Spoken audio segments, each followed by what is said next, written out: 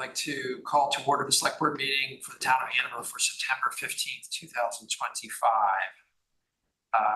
We are having a public hearing this evening to accept, on behalf of the Hanover Police Department, the fiscal year 26 enforcement patrols grant. So we will move first into public hearing and over to Rob for the related discussion. Certainly, the police department, Doug Hackett, made an application to and is subject to formal acceptance via grant for enforcement. Complete details of which are in your packet. It includes distracted driver enforcement and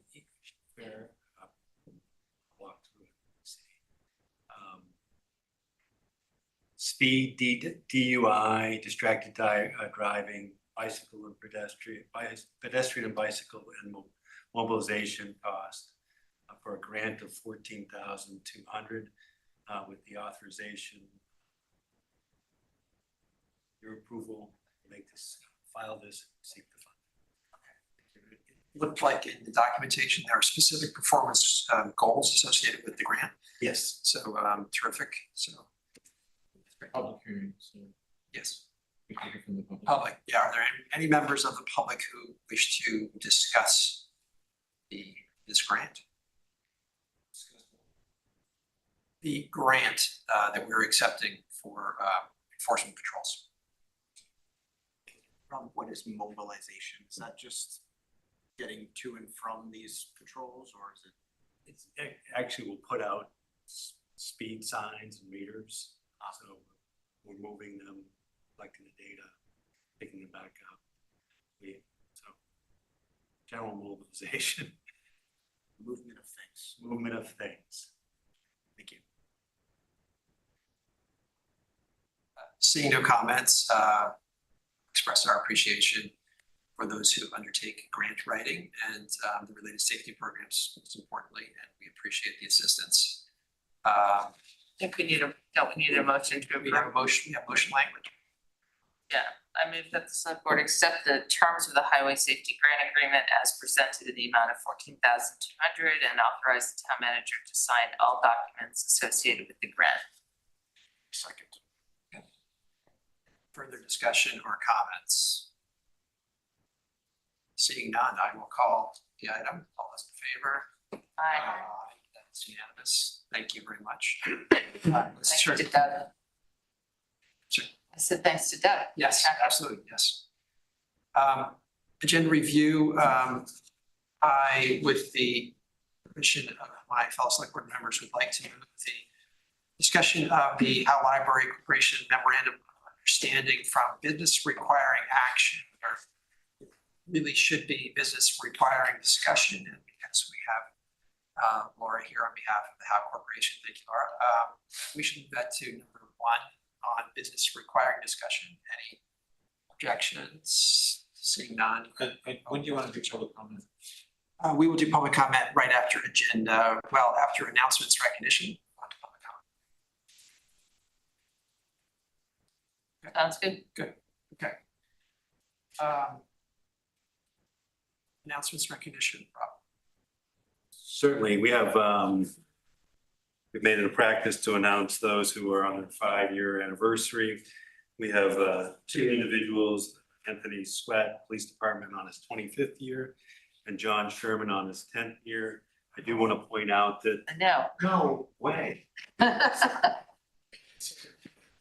do want to point out that there are 13 staff hired in the month of September that have over 10 years of service in the town. I just started last week. Started the year before me, I'm sorry. So with that, I would like to extend my thanks and congratulations to Anthony Sweat and John for providing town the dedicated years of service. Yes, absolutely. Sure. Here, here. Sure, your thanks. Absolutely. Thank you, Rob.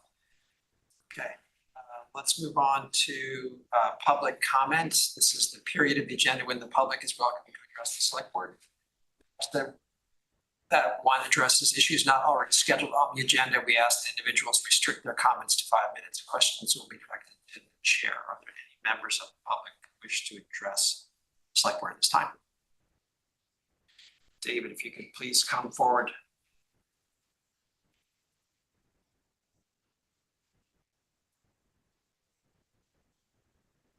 My name's David Vincelette. I live at 93 Lebanon Street, Hanover. I have a duty under my oath as an Army officer to protect the Constitution against all enemies, foreign and domestic. Town of Hanover denied liberty to my family and people I was sheltering for 25.5 months. During that time, my right-of-way was blocked by the town and then fenced over. The upper right-of-way was allowed to erode to the point that car travel was impossible. Foot travel was dangerous. Once released, we repaired the road, which for 41 years we have maintained. This July, heavy rains washed out our driveway and I contacted Public Works. After nothing was done, I contacted Robert Houseman. In the deed to the property and right-of-way, Hanover accepted responsibility for police and fire protection and promised best efforts to prevent erosion. I think the delay in repairing the road did not provide the town's best efforts, as it took 6 weeks to repair it, and many use it, especially in summer. Walkers, hikers, joggers, sports teams, dog walkers, the police have a duty to be able to go in there. Fire department has a duty to provide fire protection, and the Public Works has a duty to provide protection for the town sewer that runs down through the nature preserve. It seems to me that there should be a point of contact with the Trails Committee or somebody that if that road is washed out, that the town takes notice of it. I don't know. I don't think Public Works may be the best people to contact. I'm trying to bring this up so that it can be dealt with, in an open way. But it wasn't fair to my family to be down there, not able to entertain people in Labor Day or have people come in and out. It was just dangerous. We have a little boy down there now, so we need the road to be safe. So that's all. Okay, thank you, David. You're welcome.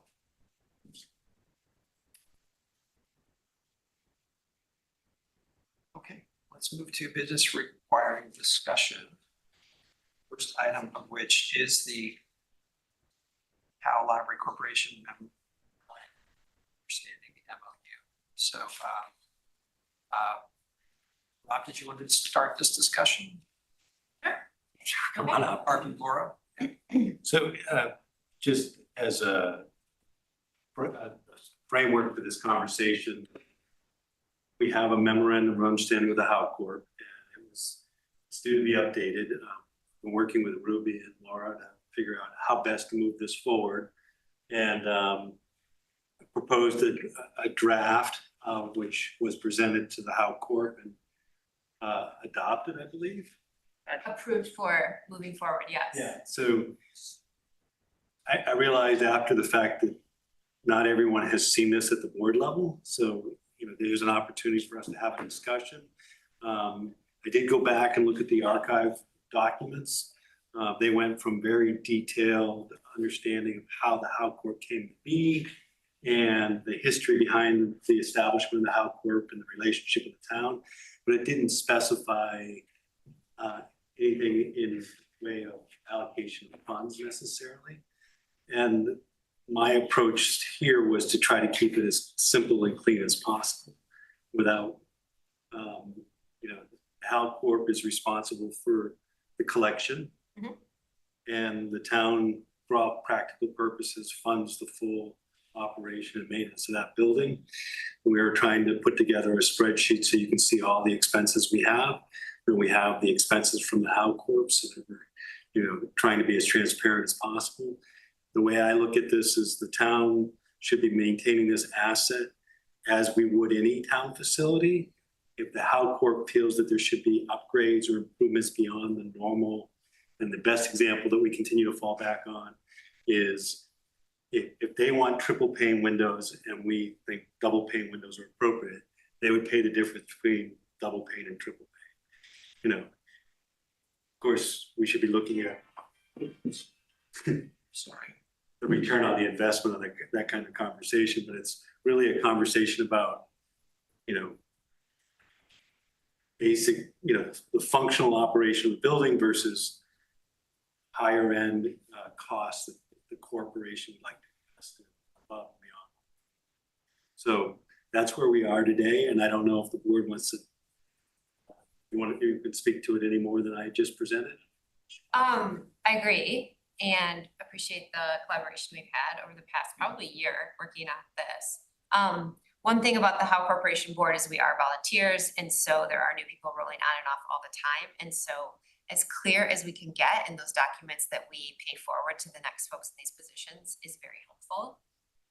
And then we also love the idea of this 5-year plan where we meet together annually to discuss the next 5 years so that things don't slip through and we're all on the same page. So I'd say those two things plus the, if the corporation was to dissolve, what happens, which was completely not included in any of the previous versions of the MOU. Not that we're expecting anything, but just it seems like important to include. So those kind of like the 3 major changes, improvements, Yes. if you will. So this is a first reading. This is a first reading. Yes. So I was just wondering if you guys had an opportunity to talk about how you determine the current standards?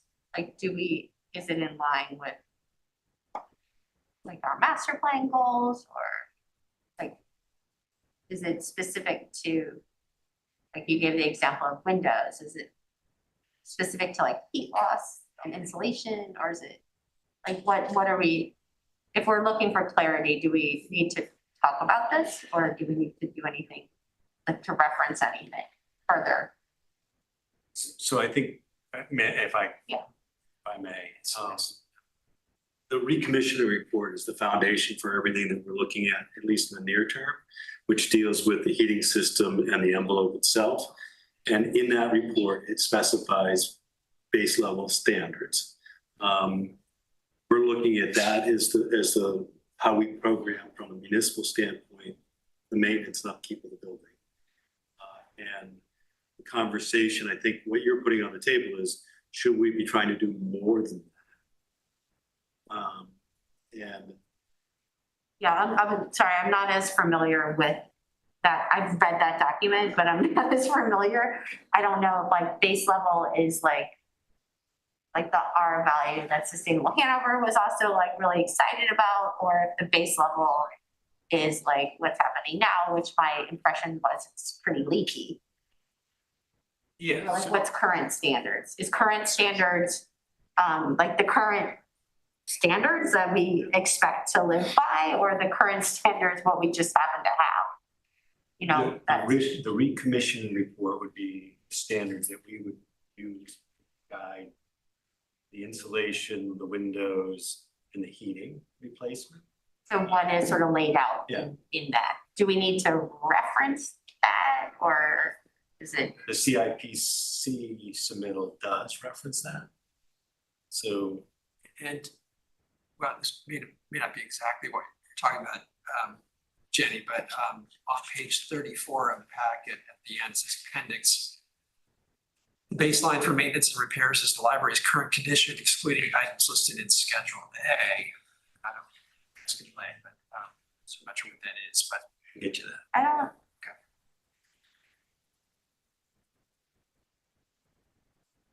It's the last sentence on that page.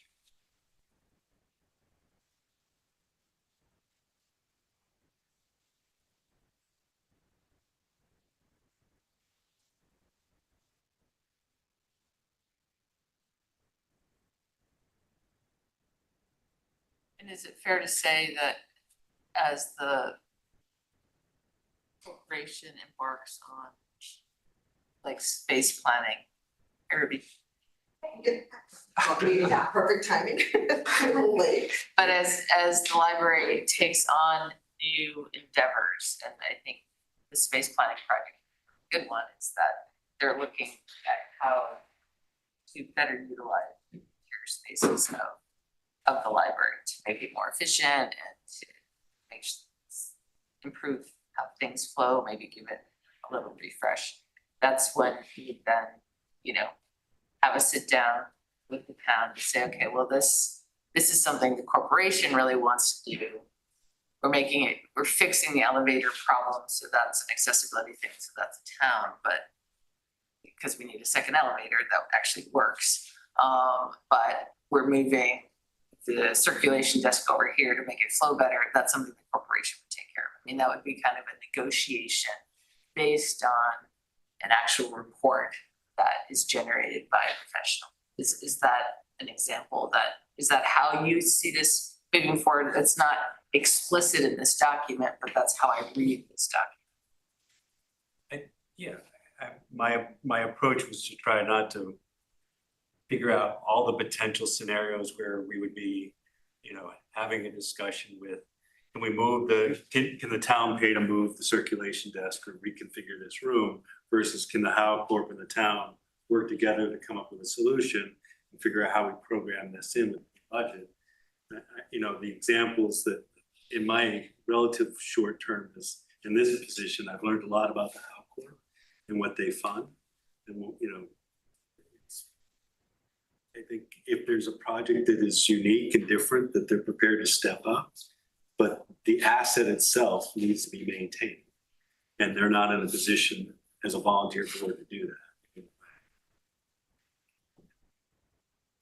So Ruby, this is switched it from business requiring action, which is business requiring action, but it's the first reading of this memorandum of understanding. So we moved it to business requiring discussion, which means at the next select board meeting, we could potentially take action. So that's where we are. And, you know, I appreciate the flexibility of the document that, you know, sort of work some of this out. I would love the opportunity to spend maybe a little time with both of you if you had time in the next couple of weeks before the select board meeting, just to think through if there's, you know, how does that, what are the rules of the road in a little more detail if we can. So if you're amenable to that, I would like to do that. So, okay. Yeah. We love talking about it. Fantastic. Okay, good. Trip to the library. Yeah. And I do want to point out that the library, the trust put forward, the court put forward a document that you had an attorney. True.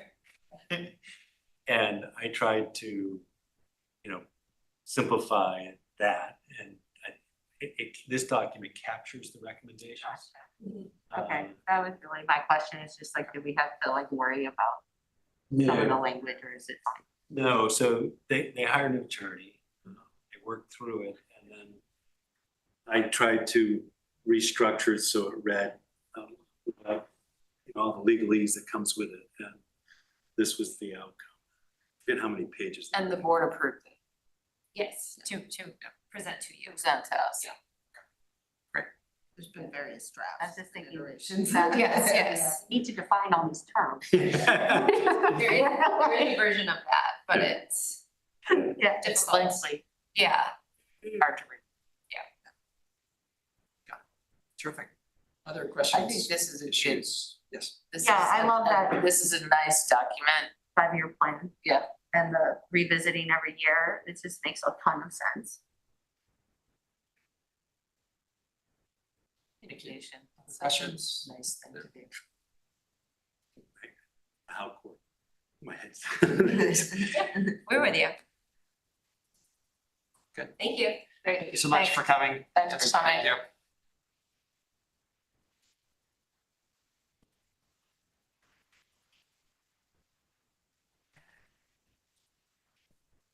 We will turn next to select board draft objectives and key results.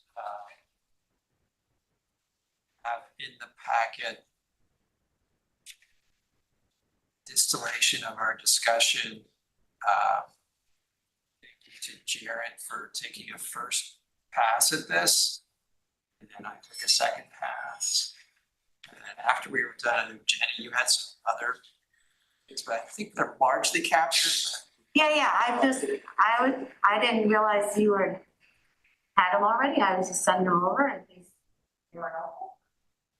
And there is, go ahead. Yeah, just some of the categorizations are different, just because I group things differently, but I think, yeah, largely just similar stuff. I did note that there's really some duplication at the end of the people, the last two, B and C, the committee, the parking transportation committee formation is kind of twice, so we could probably scratch it from number B.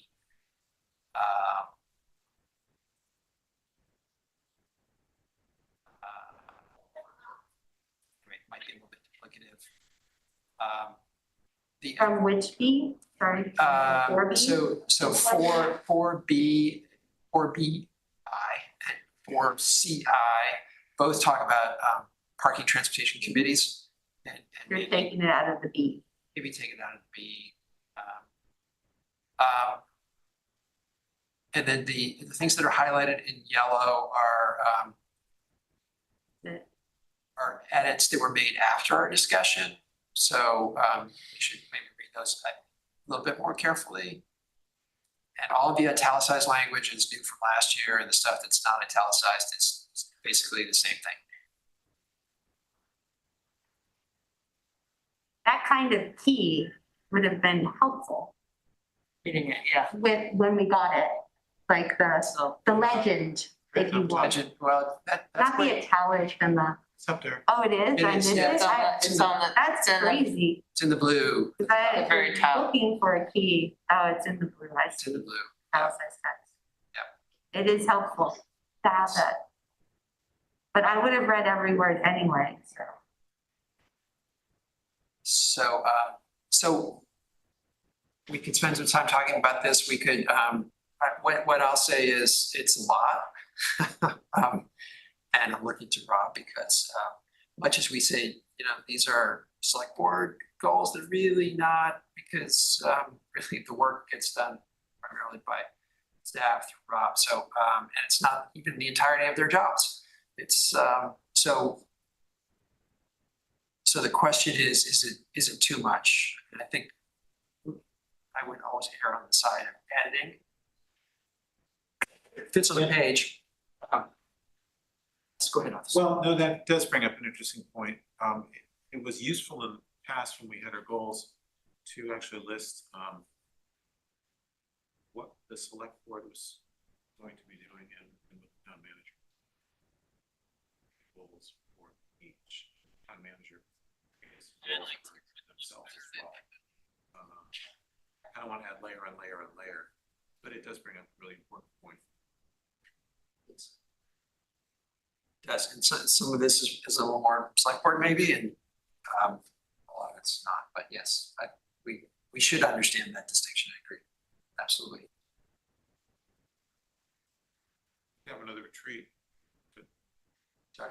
We can have another treat too. We're having another retreat. Look, Rob, thoughts? I think that when we discussed this, I think you suggested the term aspirational goals, which are probably longer term.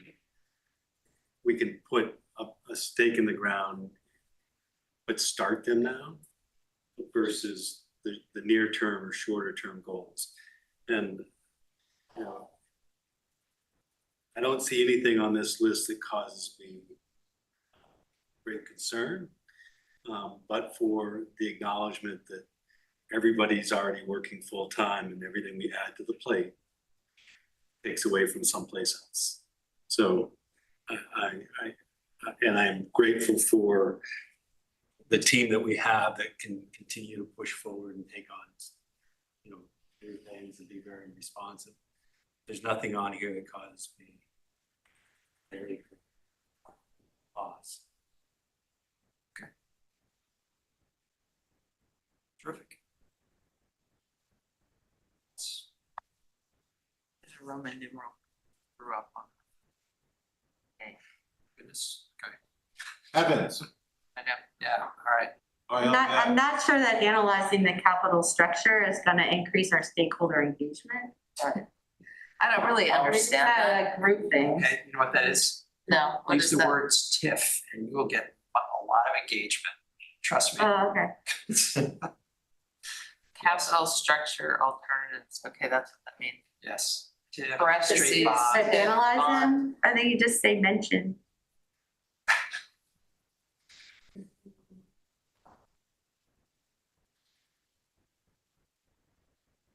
Okay, you know, what's nice in this list is that a number of these things are underway, which is terrific.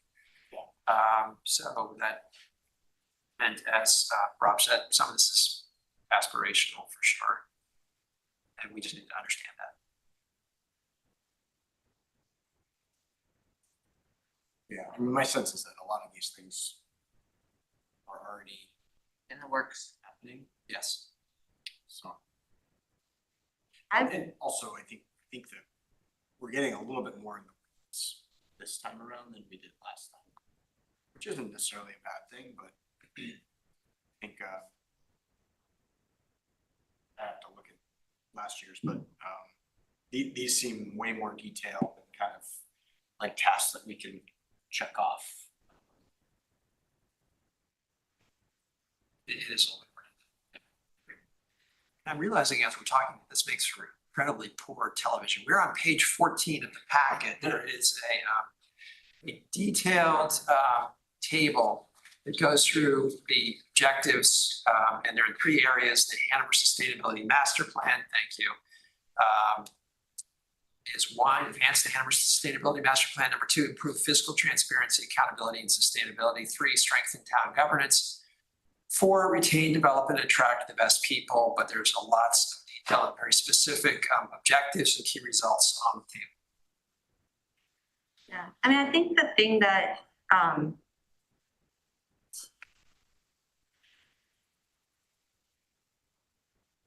guess it doesn't have to be that we're implementing our complete streets as we go, like, and we're formalizing the process. That probably gets folded into like all the policies maybe. Just want to make sure we're keeping that fresh, top of mind. It's helpful for the incremental improvement.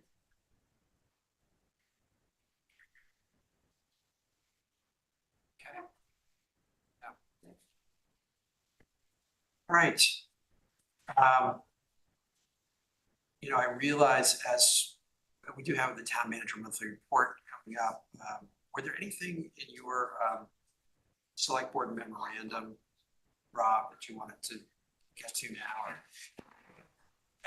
No. Okay. Okay. Whole number is fairly lengthy. So we will revisit this objectives, key results at the next select board meeting. If any of you, as you think about this in the coming weeks, see things you'd like to change, or if we got it wrong, or there's duplication, or there's Roman numeral accuracies, please. Oh, yeah, that's a big catch on Dawn's part there, yeah. Please point them out. We will revise accordingly. Unless there's anything further. Just a question, should we, like on a quarterly or like once a month, kind of do a, hey, where are we on these things? We're supposed to publish them, I thought. And then part of it is to make a dashboard, but that's in here. But yeah, I think we'll Quarterly, Yes, we kind of say, hey, where are we on the Main Street project, for example, and Westview, I mean, there's some big stuff on here. Housing, I don't know if we can go through all of this quarterly, actually. Yeah. It's probably just gonna be filtering in the town report. But we should revisit it and because there may be, oh yeah, what about, right? So I mean, some of this stuff will naturally surface, but other things we should definitely reference it, I think at least quarterly, if not more. Okay. well, this is Q2, right? I'm sorry. What quarter is this considered? Second quarter, right? September 15th, is that right? I think we're still in the first quarter. All right, It's July 1st. Okay. Yep, Yeah. yep, so still first quarter, so done. okay. Thanks. Okay. Unless there's anything else, let's turn to select board policy on the role of the select board on select board committees.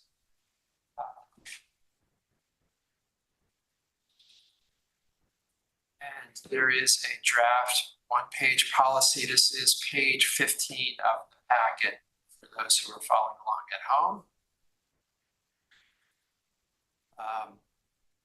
I got a question. Yes. Is this gonna apply only to advisory committees or what about the statutory, I think, non-advisory committees? Excellent question.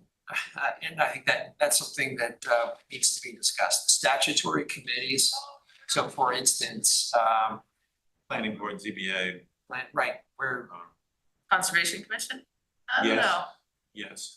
yeah, That would Yeah, the count. trust funds. and trustee of, yeah, I don't, you don't, there's nothing, trustee of trust funds is, you got nothing. there's no vote.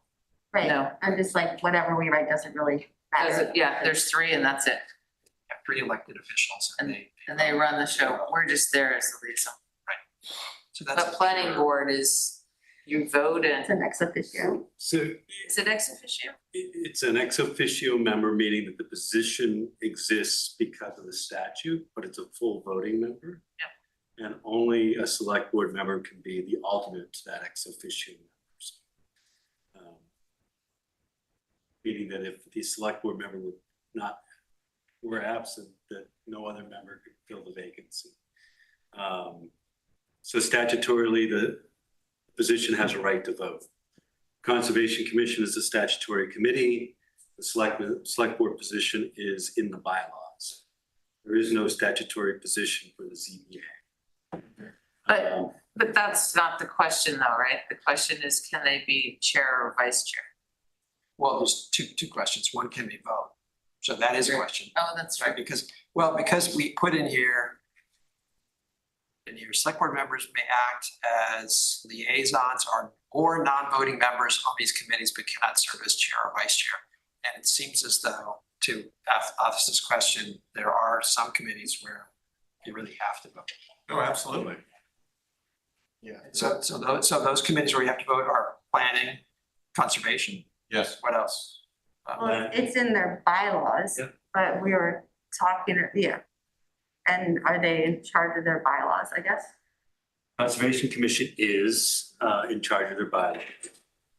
The planning board, the position is spelled out by statute. So the way I looked at it when I tried to distill the conversation from the last select board meeting is we have advisory committees that are not statutory committees appointed by this body with the intent to receive advice from those advisory committees.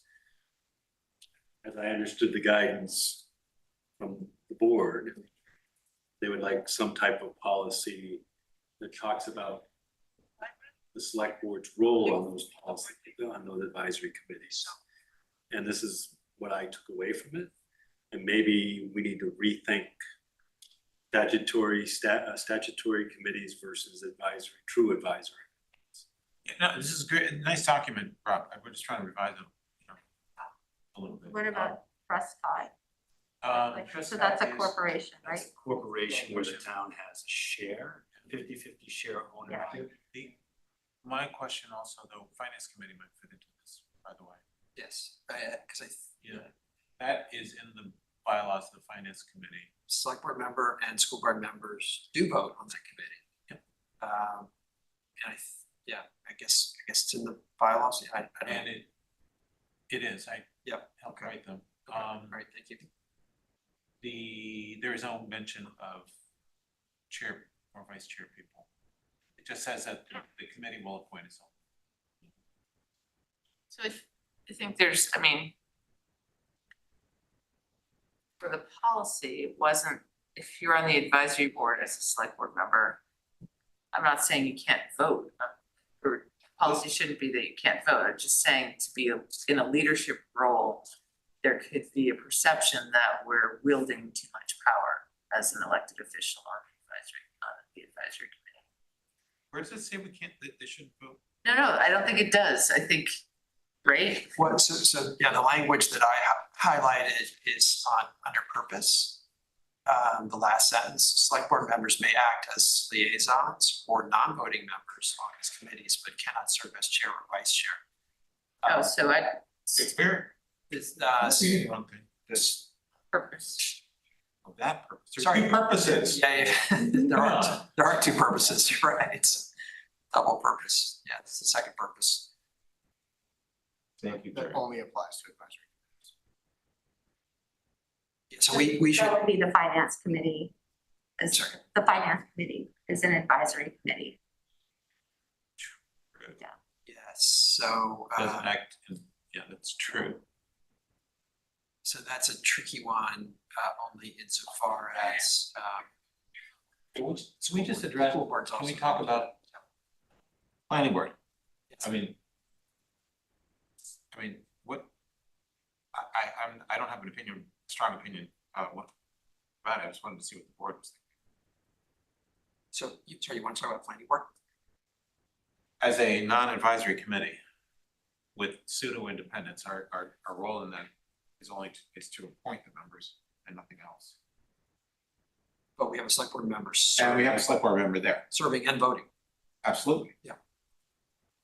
That's fine. Can that member be chair or vice chair? This policy. Well, this says see, that's what I mean by advisory committee. It's, That's that's not an advisory committee. right, That's a- and so that's a committee. therefore it could be, right? Yes, it could, like, no prohibition by statute. Right. No, that's fine. I mean, I mean, you could certainly change, we could add a paragraph about statutory committees if you have concern. I just want, I don't have a strong concern. I just want to make sure we're actually talking about it because it seems to me to be just sort of. It's a really good good point, because maybe we do want to have the policy say that It's a point of discussion. fine to be on the planning board, but we really don't want select board member sharing the planning. Because that's, right, I mean, that's in the same spirit. That's the We have same the right spirit. to do that under New Hampshire statute. You have the right to adopt a policy that regulates the board itself.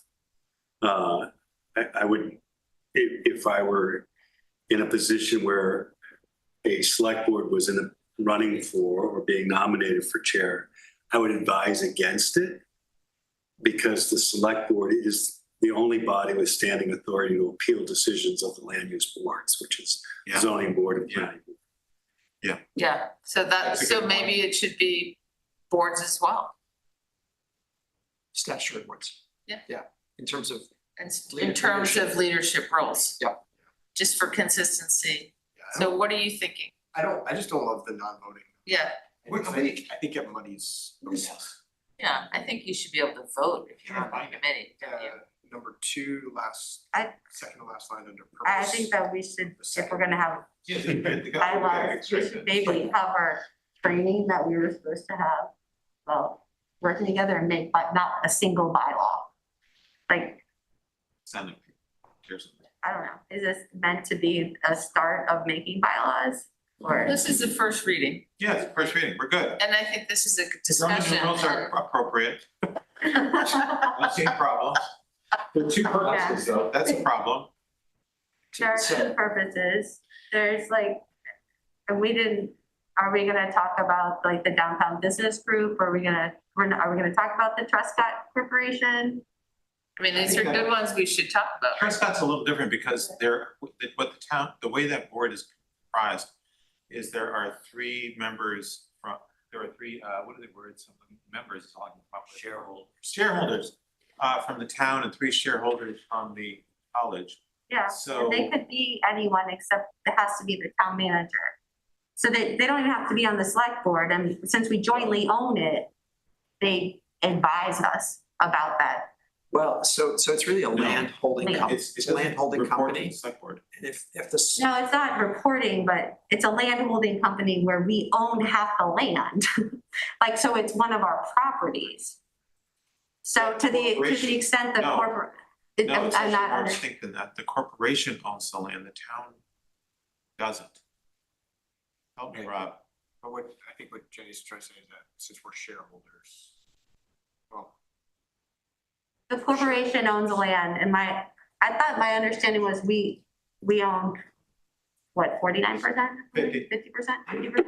50%? 50/50, I believe. I mean, we have an ownership stake in it, I think is probably the correct way of putting it.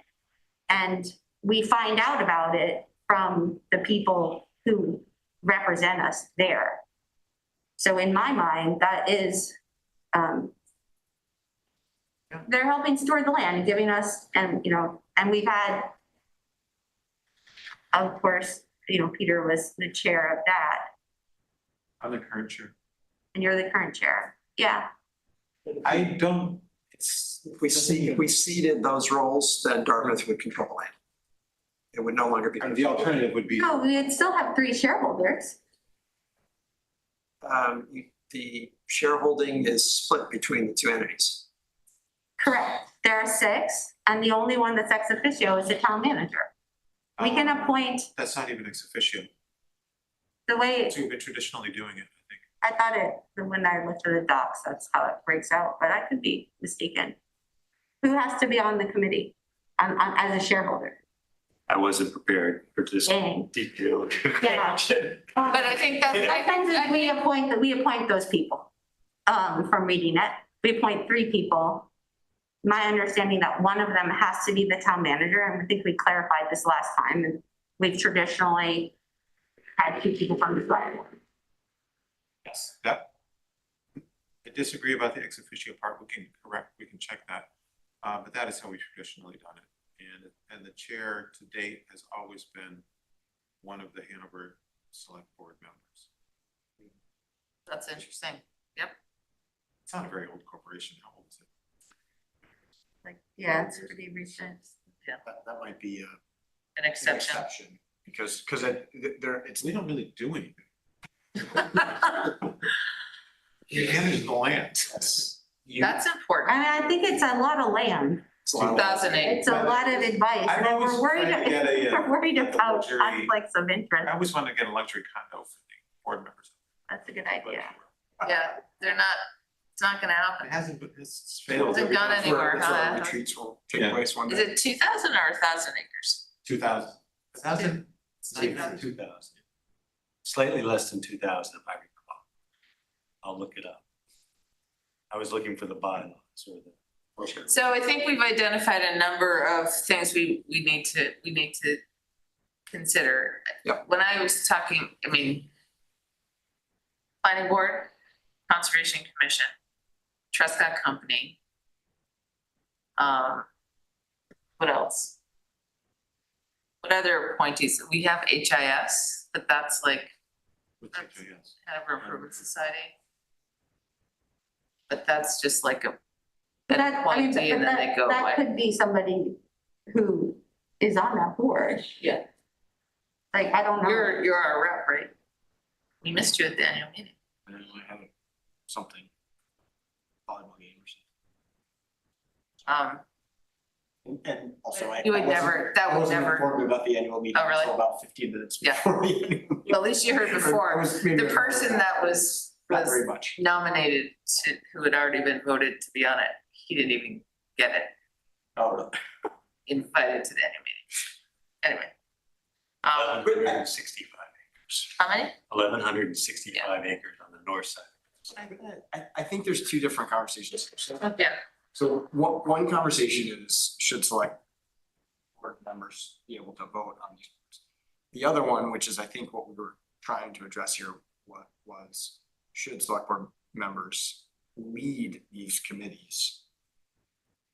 And that discussion was more around the conflict of interest that it creates by kind of being in, you know, in this elected official, basically the highest level of elected official role on the select board, and also influencing the rest of your advisory committee by being in that, rather than just being eyes and ears and you know, bringing perspective as a select. So I think that the latter is where we probably should focus and talking about whether we can vote or not, I don't feel like that is as, I think that's a more complicated discussion and probably not as important because being able to vote on these committees is just. You're a resident, you should be Right. able to vote. Exactly. I've been on the Conservation Commission before and after the bylaws were changed. The first time I was on, which was probably in the late 2000s, I was not, the bylaws were such that I was not a voting member, I was just sort of hanging out. And then when I rejoined. Nobody knew when I was there at the last one. I'm not voting. I don't know if I vote, and they couldn't tell me. You're in a different position.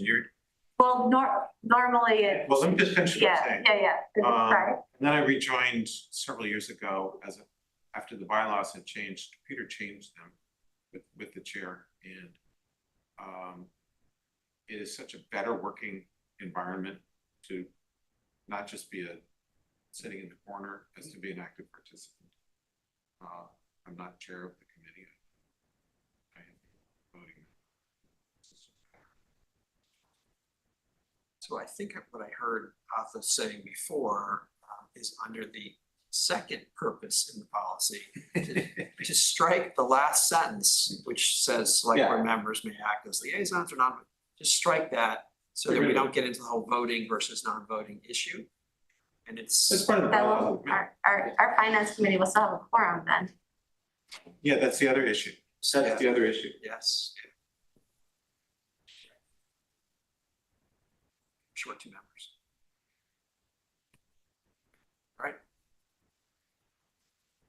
All right, so we will revisit this at the next meeting. But if we're talking about conflict of interest, when we're talking about ownership of land, if we want to talk about like good governance, and that might be something we want to talk about with Marty to see With who? with our next, and Oh, with the New Hampshire municipal, like, When we're talking about like Trescott Park, or planning board, what do you? In terms of land, what do you? the Trescott Corporation. Can you pull? Like if we're gonna do something where we are saying in our bylaws that Our we have, policy is, we have policy that people shouldn't be in leadership positions, and we were gonna add downtown business group, I think, too, if we get that. If they're gonna- I hated that. but it's also It's not also a, not a town committee, it's not a town committee, it's not an It's advisory another- committee, but. it's another question of like what, I mean, it's not appointed by the select. Right, and so this is, it's kind of like appointing Jared to be the chair of the economic but development. for all intents and purposes, it's like the same way you liaison with the Hanover Improvement Society, you liaison with the downtown business group and report on it, like every meeting. And meet with staff, and so it seems like it's worth discussing how we're, like, Doing it. yeah, how we're doing it. The other issue about Trescott though, is there are 6 members. And basically, we're gonna have to not have select board members on the committee, right? Yeah. Well, that's why I said before, we Yeah, see it says control of the complete land control. to start with. Exactly. I don't think that's. We can have But I don't think that's ceding control. I know you guys are very important, but you can have like 2 other humans from Hanover representing and Rob. Like, it's not like if we want to be chair, if we want somebody to be chair, right? Or, yes, you could cede control and stay on it, right? There's not like,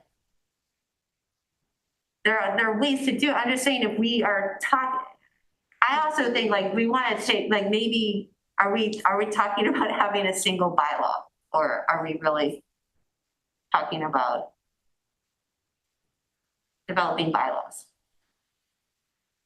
We have other Because this- policies. What? We have other policies, and this would be in addition to those select board policies. Right? Can't think of any other policies, but I'm sure we have them.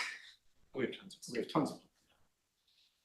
We need. Not that, I don't know of them that refer to how we govern ourselves. They Are- exist. What? They exist. Exists? We have our ethics policy.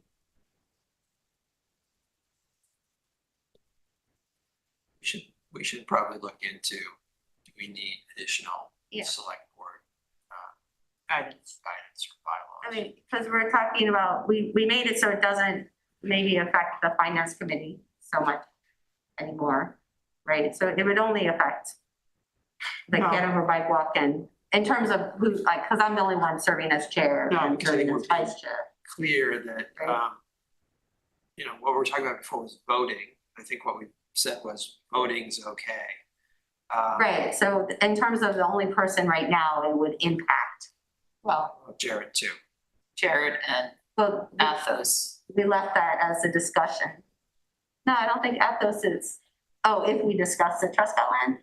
Yeah, I mean, I think what's been raised tonight is we probably should look at everything Yeah. and say, where does it fit? And how do we wanna move forward? Yeah, But I think what I would say in terms of what's here is, you know, Rob, you've captured my concern in the initial purpose. It's just, hey, we're elected officials. We want to encourage other people to take leadership roles. An advisory committee is an awesome way to get people involved and get them like running the ship, you know, running their boards. And so, you know, maybe they'll want to run for select board, you know, and be more engaged in the community. And I think, you know, plus we're not having undue like power serving on these advisory committees or controlling the agenda or the dialogue. And so I think that, but we can vote. You know? Yeah, can I say a couple more things about Truscott? And it's, of all the town, I don't even really want to call it a town committee. Of all the committees I've been for on behalf of the select board, this one is a distinctly different one. So the current members are Carrie, myself, and Josh, Rob, I was gonna say Josh Kennison.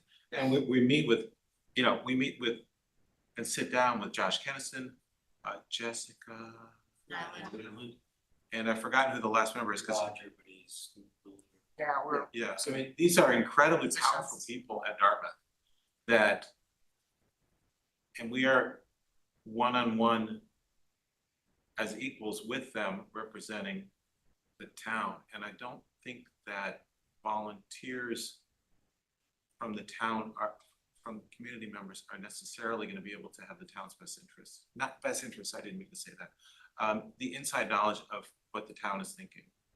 And you know, us, Carrie, Rob, now that I get his name correct, and myself, you know, talking to Jess, Jessica and Josh is just incredibly invaluable. And Pete, you know, Pete is very Pete, involved in yeah. Pete Klobaki in terms of, you know, helping to maintain the land and does the annual budget. So it's kind of, it's very town focused. The membership of the sorry, you're not suggesting the other committees are not town focused, though, right? No, I mean, in terms of, It's the land interest. yeah, It's actually a corporation. it's a corporation, yeah. And we're shareholders in that corporation. We have 3 shares, that's how we have membership.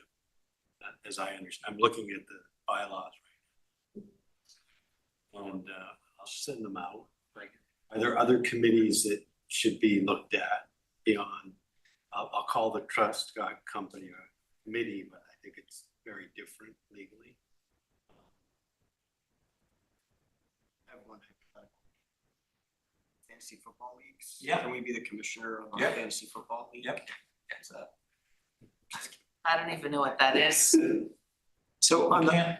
the finance committee, what I would suggest is that maybe that the finance committee revisit the bylaws and that the select board and school board members, and obviously it's not for us to decide I because think it, excuse me for Yeah. interrupting, but I actually think it's in the bylaws that it's not, it's one of the other 5 members. it has to be, I think it is. You're right. I haven't written those.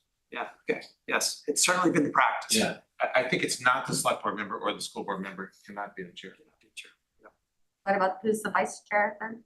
I don't know that if that's addressed, sorry. I mean, I know right now it's don't- Rich, Oh, I don't right? know. Rich. Gregor? at least traditionally, those two roles, but we should look at the bylaws and see if it's just a I think chair. that's true. Okay. We'll come back to this the next meeting. Okay. Unified parking pilot programs. Just a quick update. As I mentioned earlier in September, but the garage needed to be closed for up to 10 weeks. So the pilot project that we were intending to launch in the garage this fall has been postponed January 1. The zone, I'm referring to South Main Street, Lebanon Street, as a parking zone area that we're looking to create a aggressive pricing structure and figure out how to provide first 15 minutes free and a grace period after the expiration of a parking time built into the system. We're meeting with the vendors right now. We actually had a Zoom meeting last week and another one tomorrow with vendors to see how we can accomplish this. The technology that we currently deploy doesn't enable us to use the kiosk or the 15-minute free or the grace period post. And the 15-minute free option with the app still charges a fee because there's always that initiation fee that the vendor collects. So we're trying to figure out whether there's a method that we can deploy between now and January 1, which will allow us to install perhaps up to 5 kiosks. It will be modern upgrades to the current kiosk, allowing the progressive pricing and everything else we've talked about, and consolidate our phone app vendors to perhaps just one, enabling us to be more cost effective and have them more responsive to our needs and allowing this. So my hope is to be able to report out in the next month, progress report as to when we're going to roll this out and how effective we think it can be. We know we can do it with the kiosk with the upgrade. The kiosk cost range from about $5,000 with just credit card only to about $7,000 with credit card and point. And we're trying to balance how we approach this because we do have money that we believe we can tap to fund this in advance of the 5 units we're planning on in 2027. So we're making progress. In the meantime, we have Erica Wagonik under contract working with us. We actually are meeting with the parking manager in Dover, who's got 30 plus years experience and has dealt with all of this there, was in charge of the parking division at the police department in Dover, retired out, and is now managing their system. So we're trying to tap as many resources as possible to make sure that this is as successful as it can be and hits the ground running. So, well, the Dover guy, is it this same vendor or has things changed since he did, or is it? he's still there, but he's in charge of, he's the chair of the parking commission. Right, who's the kiosk vendor? Is it the same kiosks that the Dover guy got? I don't have it. I don't have that information. Well, who is the vendors you're looking at? So we just met with our current vendor. Actually, we met with, bear with me.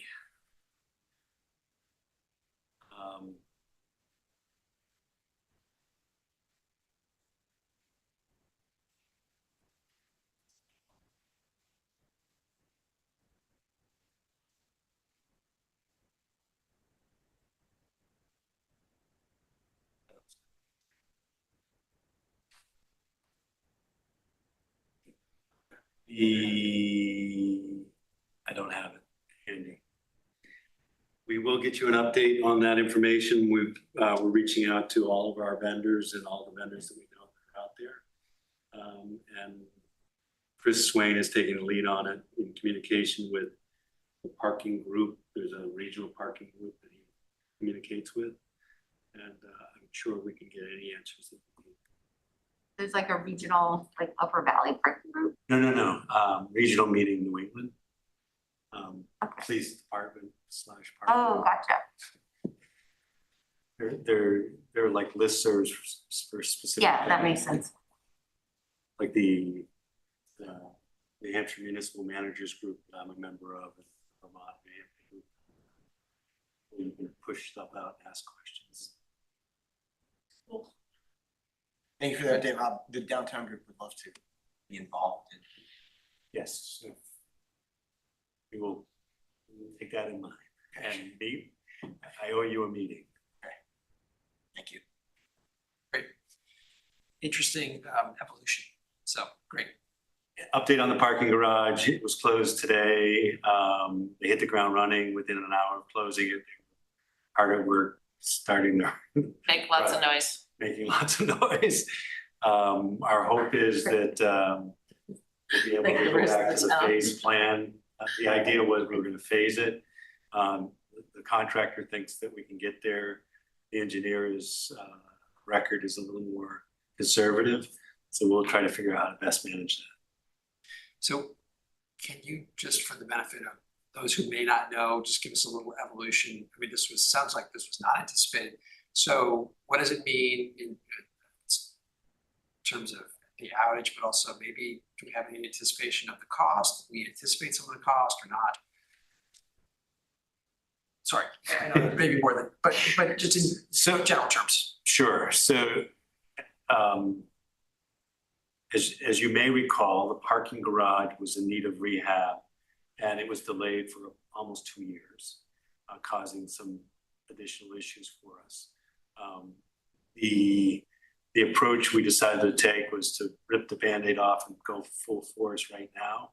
Any further delay is just going to create more havoc for us. The original meeting with the contractor and the engineering firm was that we were going to be able to phase the project and have up to 50% of the garage available for public use. That, as of last Monday, that collapsed, given the nature of the work that they needed to do. They're hydroblasting. It's the quickest way to get the material out of the seams and off the steel. And they didn't want to have potential damage to vehicles that would be adjacent to or below the work that's being done. And it's the most efficient way to do it. So that decision was made, yes. Are you done? But we're working diligently. One of the things that you may recall is the bottom floor is offline, the basement area is offline because the carbon monoxide detectors in the fan weren't functioning. We're working diligently to get that back up and running. We think we can have that up and running within the next 2 to 3 weeks, which will then make that space available because it's outside the repair zone. And we'll start to rethink how we approach the public access. We can't use the South Street entrance and exit currently, which creates some problems for us. So right now, as long as that's closed, we have no ability to take cash. We have no ability to take credit card at the current temporary exit and entrance on Courier. I saw the little shed. Is that? Yeah. That's how we keep the entrance and exit safe because it's a single lane. So we can queue it. Oh, you turn it? We can queue it so that people aren't coming in and out at the same time. Oh, okay, so the intention is not to collect payment there. It's to let the Pass holders. the lease holders in and out. So, but somebody's gonna be there? Yeah. Because it seems like they could have like a square, depending on our Wi-Fi search. right now, we don't have capacity for anything but our leaseholders. And then as we grow this, we'll figure out how to handle it. Thank you. Fair enough. All right. Anything else in parking? Moving on, Bressett. We have an allocation guide and actually an application form, I believe, in the packet. Yay, Yay. our trustees of trust funds will be very happy about this. Thank you for taking it on. So for those following along on home, this is pages 16 and 17 and 18. Actually 19 and 20. And the Yes. applications on Yep. 18, 19, and 20.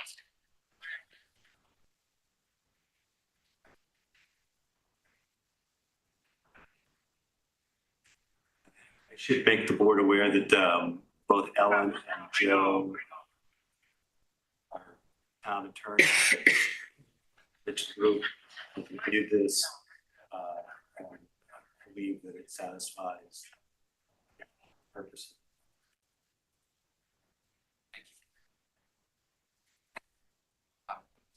And it's consistent with the state's guidelines that we've received. Love to at some point see like some sort of PR marketing of this. So that way the community knows that it's available. I think that, I mean, the goal from the discussion at trustees of trust funds is, you know, let's have a public process if that's what we agree to as a board, because that's not a requirement. And also to talk about when applications, should it be a revolving application? Should applications come in? Because the trustees of trust funds, so they manage the Bressett funds. And we need to figure out when we're pulling money out of the trust. And then it's like right now we have up to, I think it's $300,000 until June 30 to issue. And that's left over from last fiscal year and this fiscal year. And so ideally, you know, we would have applications in the fall. And so in January, at the end of calendar year, we could tell our person who manages the portfolio to, you know, we have a certain amount of money that can come out, and we've just said, you know, that meets our guidelines for managing the Bressett funds. Pull that out and put it in tangible funds, or there's fungible, or I don't know what they call them.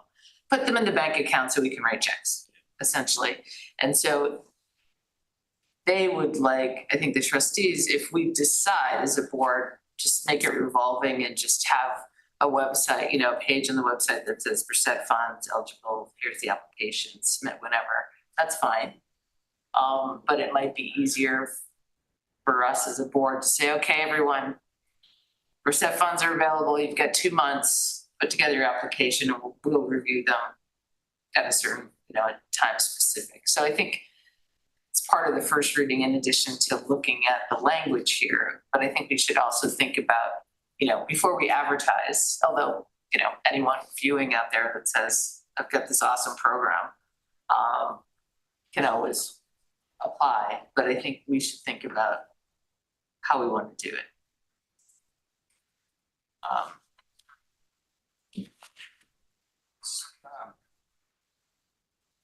Thank you. Along those lines, on page 17, under review and approval, the town manager, finance director evaluates submittals based on criteria, and it goes to the select board. Some documentation submitted, recommendation of staff. And approval will include any funding conditions, and not that we've had this problem recently, but also any funding constraint. Just, you know, it's not an infinite pool of money. This has not been our problem recently. We have more money than proposals, but it could be the opposite. Well, and I think that's why we might want to think about an application deadline, because, I mean, I think revolving is fine, but, you know, if we advertise and want to encourage the use of this money, which is what the Bressetts wanted, it feels like it would be good, if we do get, $500,000 in funding requests and we only have 250, it would be nice to be able to look at all the applications and, see. I like the fact that you included, how does it help promote, implementation of the master plan? Does it come, I think there's some good things in here. So I think there's pros and cons, this is what I'm saying. Yep.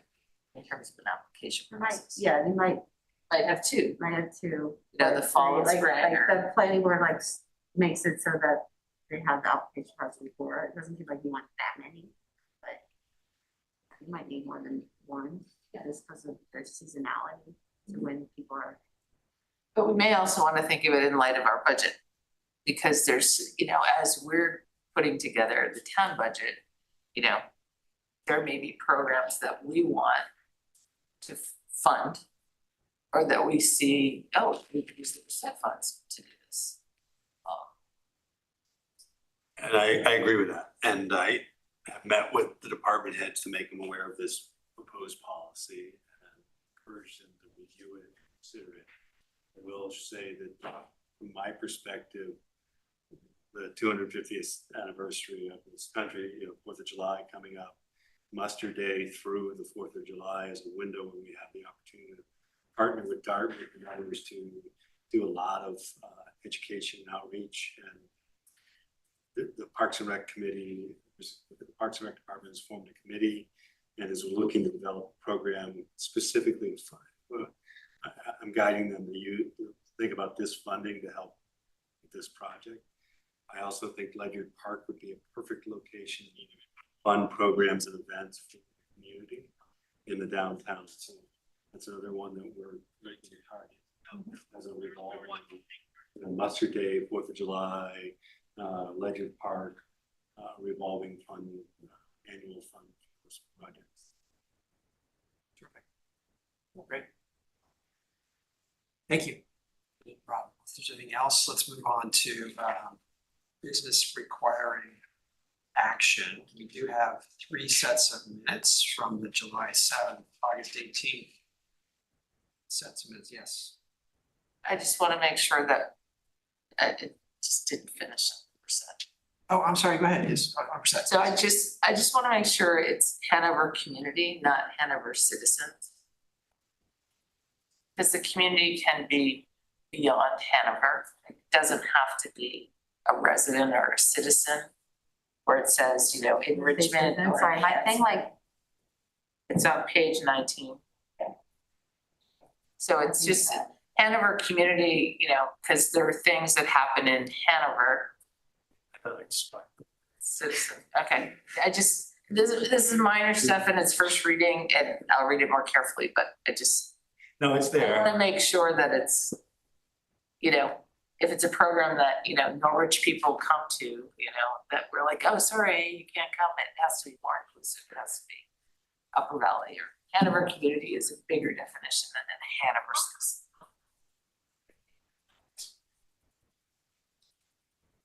Because you don't have to show your citizenship card to go to Blues, right? Hanover, we're giving crawlers to Hanover citizens, I mean, that's not how this works. There are 3 Canadians. It's like, Yeah. Okay, thank you. And can I forward this to the trustees as it is? with community citizens and community. Yeah, I think I had one thing, it was all like frozen, probably nothing. It's kind of I'll edit that out. Right. Citizen to community. Okay. Jenny, did you have something else for up on that? I don't think so. They will want, like what the other thing they're gonna want in the application is like proof of how the money was spent, like a letter of verifying.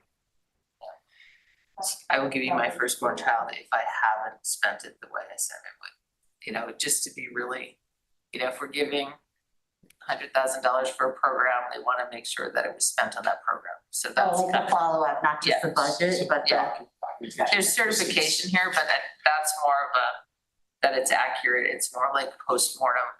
I have under the policy, page 2, number 5, closeout requires recipients of the funds must provide documentation, funding. Perfect. You might add that to the application. Good idea. Great idea. Thanks. Okay, Read all of these minutes. thank you, Rob. All right. Joanna, confesses to having read all the minutes, so July I 7th. have to say it out loud. Just, we'll find some. Okay, July 7, August 18, and September 2nd was actually the select board retreat. Let's take them one by one. Yeah. Um, July 7th, the business requiring discussion should say that we presented the adopted FY25 OKRs. Because the ones in the packet were slightly different. Make reference. So which page are we on? 22. 22. Number 6, Six. business requiring discussion. 6A. So, actually, which specific language, fiscal year 25 review? That the adopted FY25 OKRs were presented during the meeting.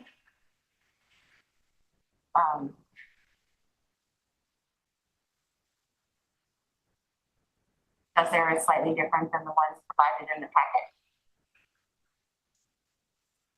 So, Otherwise, people will think that the packet was the final ones and they weren't. so 7, 6.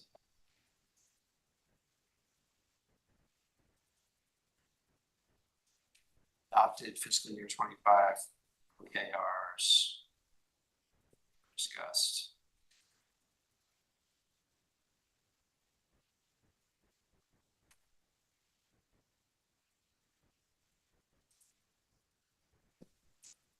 I made a note. Rob, maybe you have to. And then I had a couple things just under the reports, just because I didn't have the minutes, so I didn't. Correct them the first time. Just that Jam showed the librarians with the how, which is a nice collab. The Regional Planning Commission, the grant was a Thriving Communities grant. So that will be a model for flood resistance and equitable transportation that once they finish the work, we can all use. And then Sustainable Hanover talked about community power and how our Peter Krabaki has a leadership role in risk management. And then These comments that you offered at the July 7th meeting, but that were not put into the, yeah, okay, do you want, might be easier, if you wanted to send those to Rob or to Kate? But if she gives them to us now, then we can yeah, we adopt just, as amended. Okay. yeah, yes, normally okay. we get them Those are fine. ahead of time. Yep. So this is just because we transitioned our board docs and Yep. it wasn't apparent where the minutes were. So they weren't reviewed ahead of time. So I'm sorry that it's taking up a little bit of time now. No, but no, no, that's I what just we- wanna- I thought we were just gonna get them adopted now. Yes, but I just want to make sure we get them right into the document, so maybe. Oh, yeah, I can also afterwards, if you can send them. offer Yeah, them to yeah. Kate, Rob, that'd be great. Yeah. Keep going, I'm sorry. And then bike walk on May 13th, there was a shared street vision plan outreach and engagement. So that's all I had for that one. All right, so take those amendments. Was there other comments, is there a motion? So moved. As amended? As amended. Yes, okay, all right, second. All right. All those in favor of approving the July 7th meeting minutes as amended, say aye. Aye. August 18th Any comments, changes? I don't have any changes, but I did want to reiterate, because I've talked to a lot of people about the new property reval.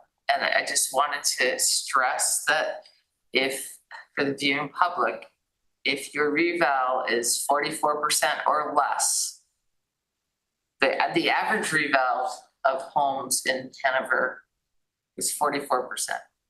So my understanding, and town manager, correct me if I'm wrong, is if your reval was 44% or less, you will not see an increase in your tax, an increase in your taxes. That's correct.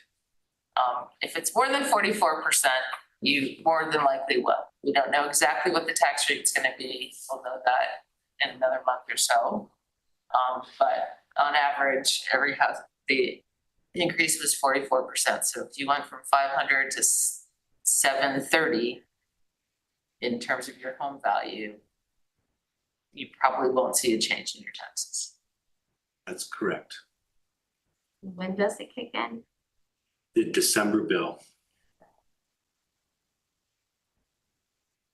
I don't know about the rest of you, but I've had a number of conversations in various locations, including today's community picnic. It was. And they were helpful. freaking out at 20%. I'm like, 20%, shock. I think it was helpful when people understood that this is statutory, because it has to reflect what's on the ground. Right. And so it all went up, because that's what happened. Yeah. So I just, that was on page 26. So. Any other comments or changes? I have one on page 28 under bike walk. It's the Roll mobility app. Two words. ROLL. On 29, says respectfully submitted. I thought I was supposed to.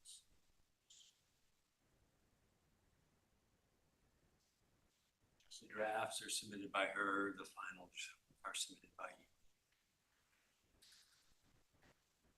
We can. Usually it says my name on there. Well, Because you have to sign it. I saw it. Yeah. That's fine.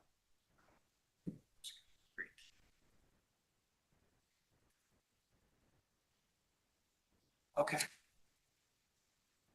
Our motion. It's the August 18th select board meeting. So moved. As the meeting. Second. Is there amendments? Yeah, there was a No. typo Yeah. correction. So An moved with addition of amendment roll. As. Yeah. added. The second, Second. all those in favor? Aye. Aye. Okay.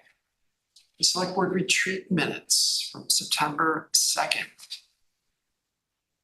Also in the packet, and thank you to Rob for together with your robotic AI friends, pulling this all together. Thank you, but I'm sure you actually had to do a fair amount of editing.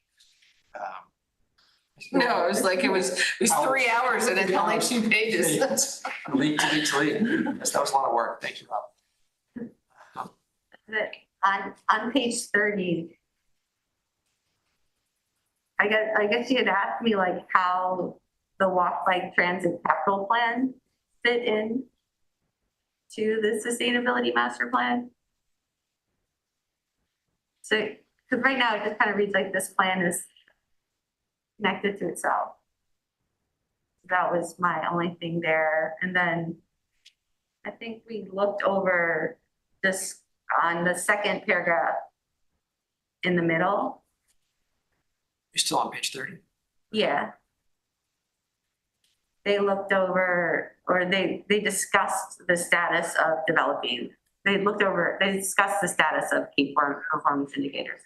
So we didn't actually look at, They're looking at indicators themselves. We just looked. yeah. Does it kind of suggest that maybe we had more key performance indicators than we did? And then on page 31,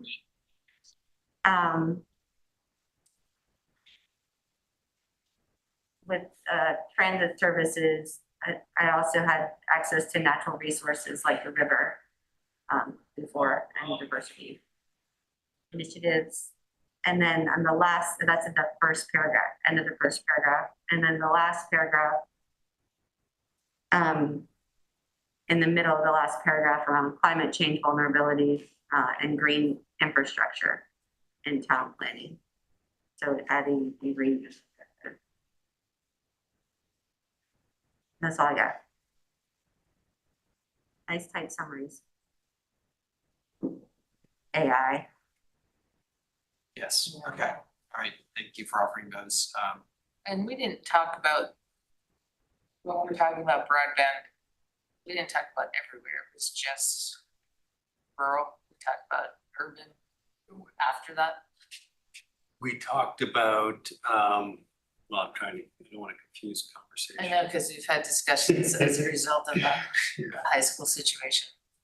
Yeah, we talked about that too. We just talked about how to improve coverage while weighing costs and benefits. Yeah, so you might delete rural residents, Yeah. because it I was see what more you're saying, generic. because we talked about both and then. Oops. So that's on page 31. Yep.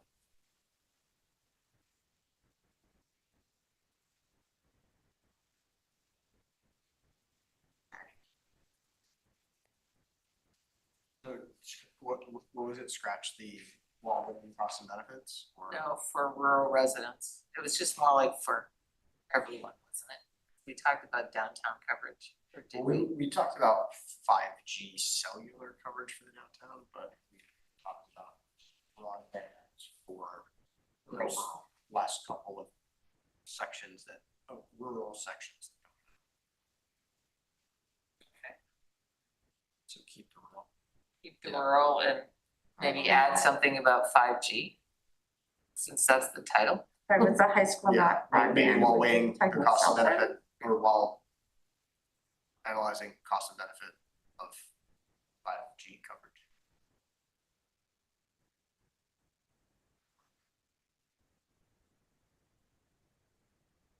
Well, I think we talked about both, I guess that's my only point, is that the topic is broadband and the heading is broadband and 5G. The two sentences are focused on broadband, and so I might just add a third sentence that said, you know, we also discussed 5G and how we can do a better job of getting cellular coverage. Would that be okay? Yep. Like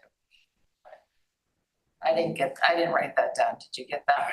The IA's guys got it. Okay. It's on YouTube. So it's for there forever. That's terrifying. Thank you for those changes. All right, unless there's anything else, is there a motion? September 2nd.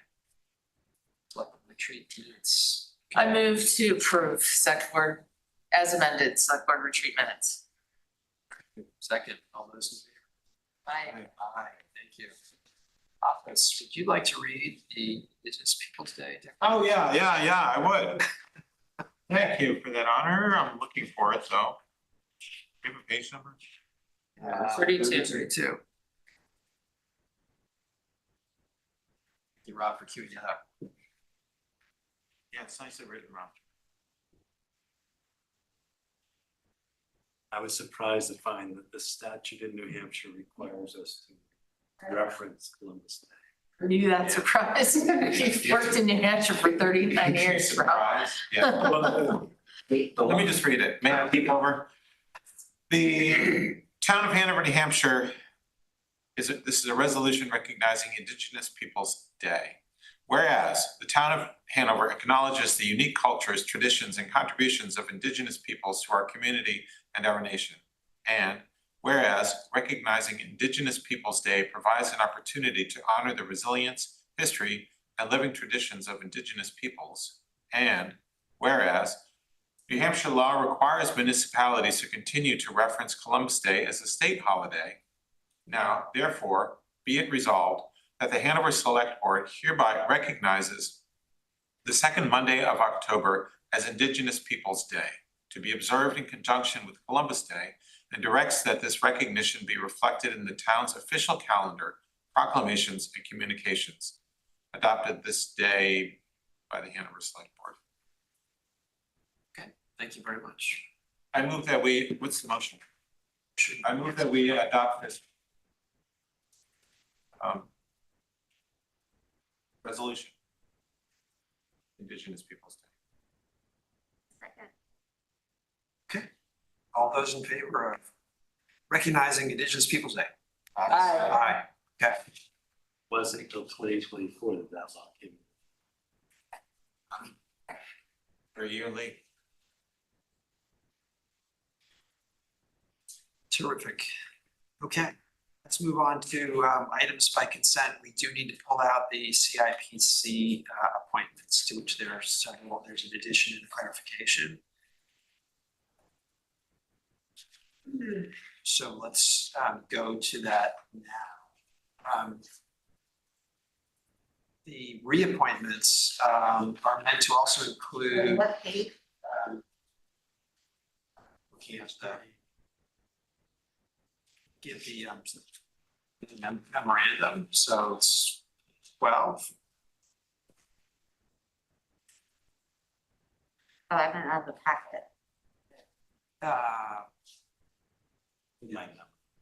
It's in the yeah, it's in Rob's memo. It's the agenda memo. It's the one on your, prints on your desk also. So, Thank you.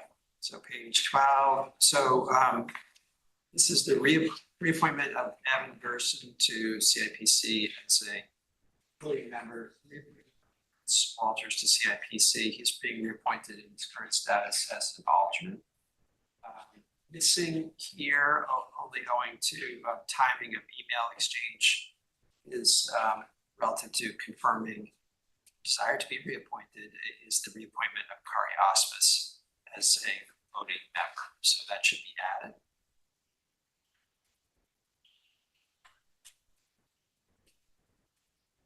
So with those amendments, I would offer that as a motion. Second. Discussion? All those in favor? Aye. Aye. Thank you. There was no one like pounding, no one new pounding down the door. We don't see it. Just wanted to make sure. Yes. Is this like, why am I crazy? Thank you.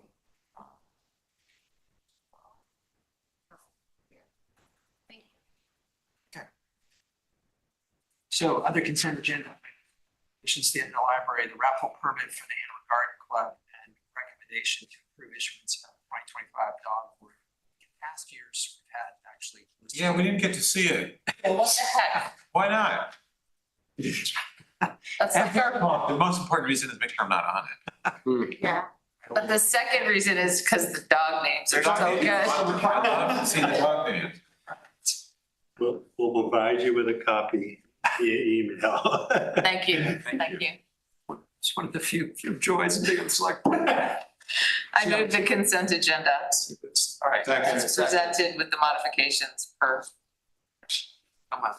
okay, because we pulled them out. Yep. Exactly. All right, all those in favor? Aye. Aye. We'd like to recognize with gratitude $300 from New Hampshire Communities Council for the library, $100 from Jeremy and Pat. In the library. Okay. Town manager report. Just like a sub-fitting scrap before you. That's fine. I'll try to be relatively brief, but assessing continues to work through the meetings with individuals concerned about the revalve. Norm points out that he's held 173 meetings at the date of this memo. He typically assumes a 10% participation rate, which would be about 360. The number's tapering off. He's hoping to be able to make the final adjustments and file for our new tax rate with the state in the next week or so. So that's coming up. He's not precluding conversations down the line.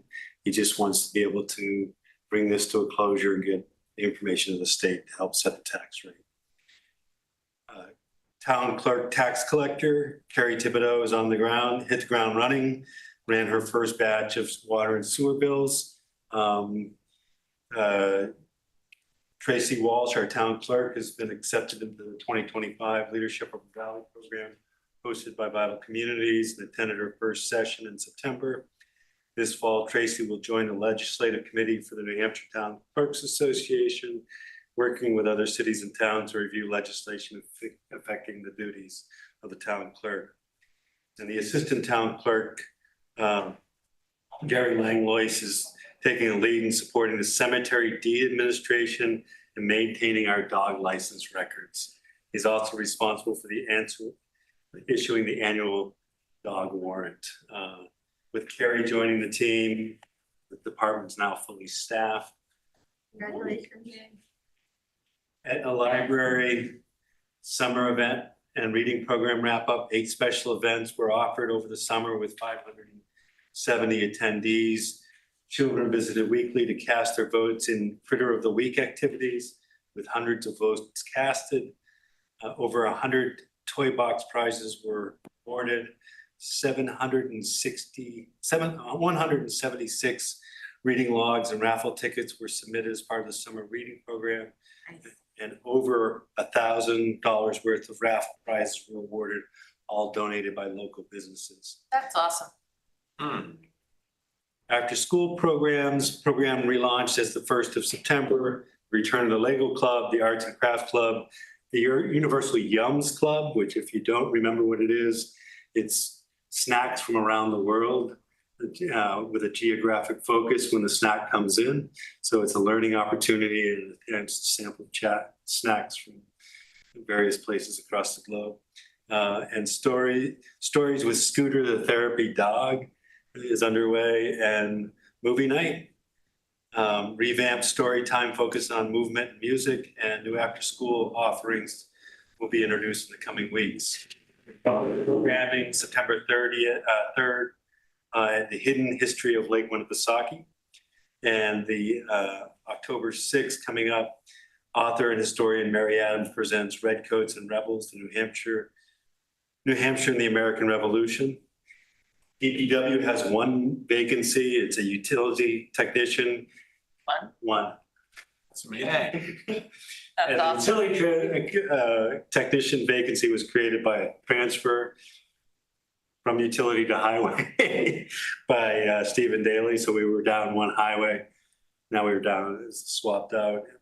The good fortune for us is that he can cover both while we seek a utility technician. Training continues, wastewater operation. Albert Van Ness continues to attend his training for operation and supervisory at the wastewater treatment plant. Our in-house CDL training went very well.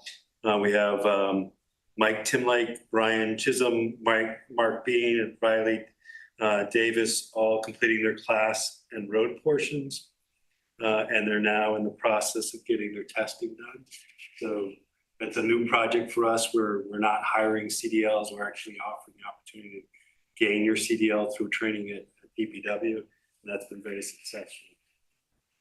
Christina Hall has attended the APWA National Conference and is the current New Hampshire APWA president. Projects, we've got a lot of things accomplished.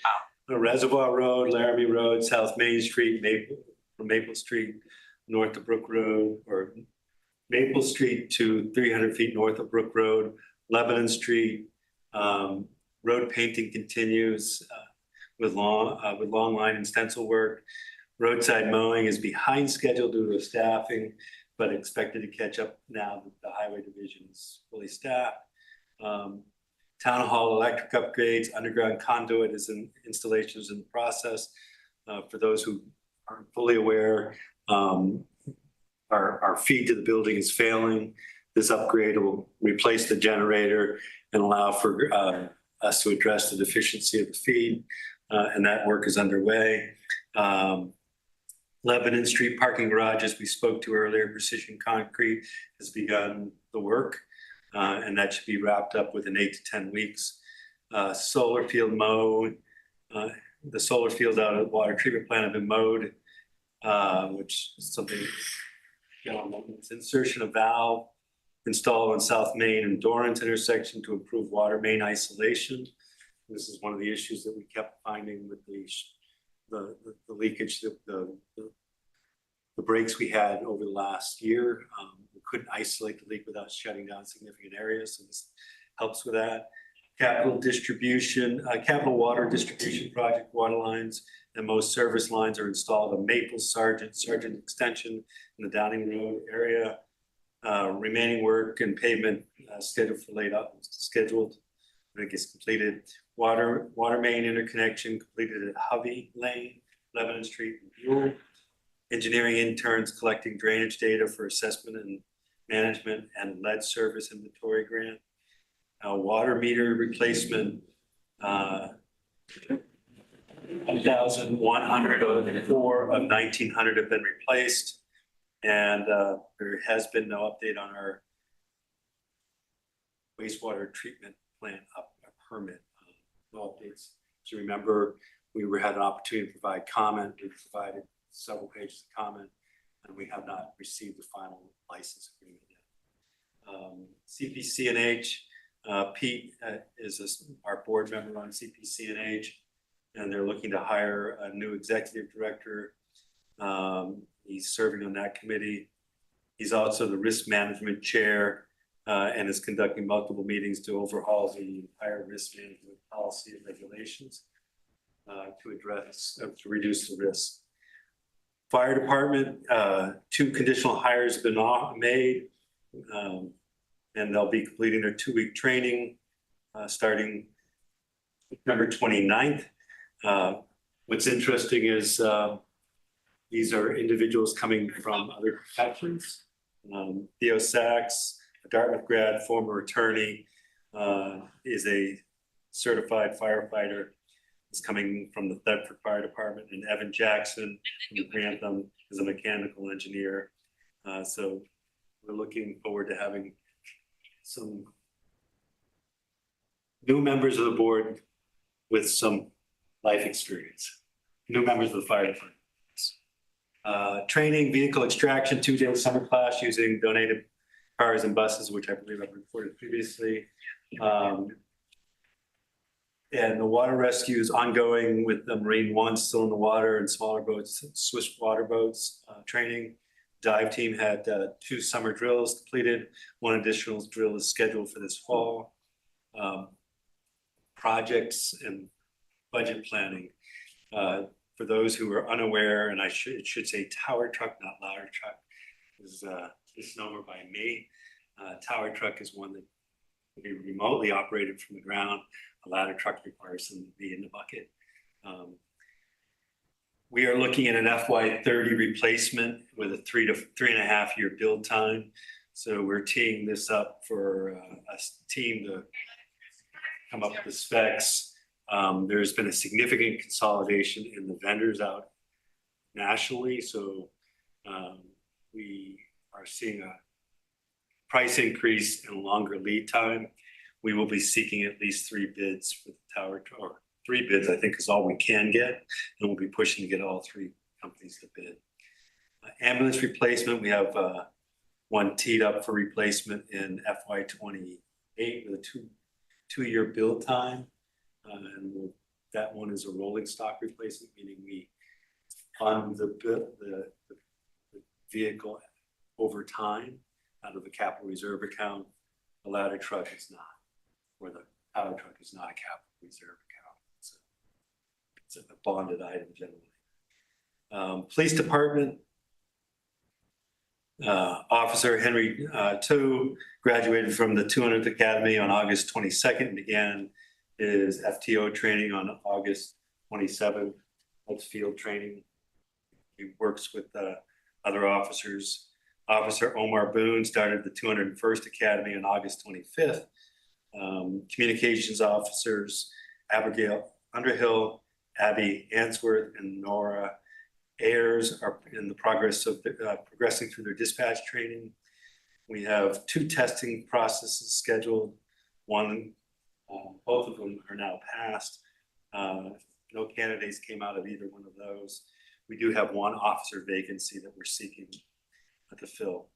Peer support and wellness is a new project launched for both fire and police's peer support and wellness. They had a August 28th peer support event at Gilman Island.